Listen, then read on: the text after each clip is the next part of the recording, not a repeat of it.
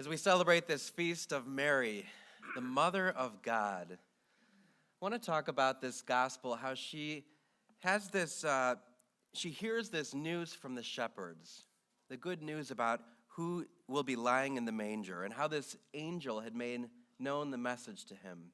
But then there's this phrase where it says, Mary kept all these things in her heart. She treasured everything that she knew about Jesus, and she kept it in her heart.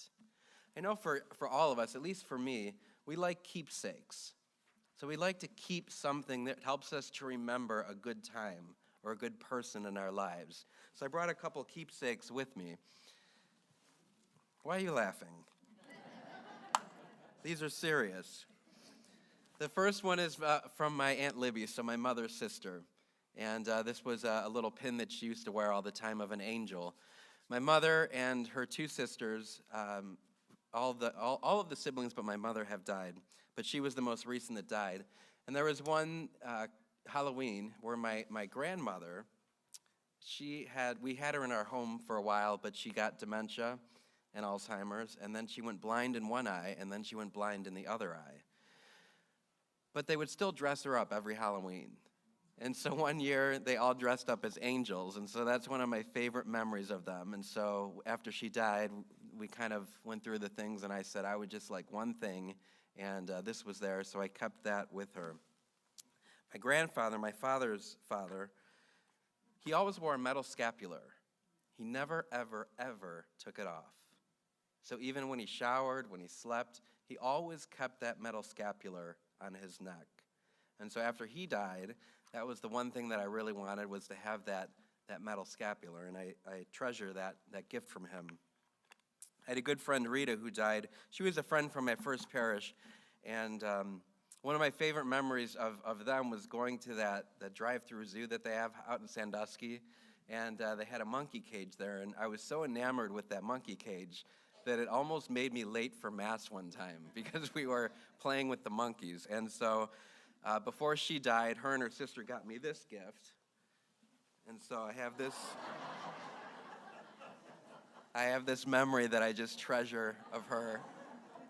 You knew something like that was coming, right? But what I invite all of you to think about are, what are your keepsakes? As we come to this end of the year, 2022, and we begin a new year of 2023, what do you want to keep? What memories do you want to hold into your heart? Mary teaches us in this passage the beauty of this contemplative life, that she's able to keep all of this in her heart. She's able to keep and treasure the wonderful miracle and memory that she has of bearing God and being the mother of God. And so what I invite you to do is, if at some point you could come to the church and make a holy hour and just pray before the Blessed Sacrament and try to think about the last year, everything that happened in 2022. Maybe even take your calendar in there with you, or a journal, or any way that you can just pictures from the last year, and try to remember what happened. And I bet you'll be surprised that there was a lot more good that happened than you think. And when we do that, when we pray and we remember these things, then they move into our hearts, and we're able to carry these things with us.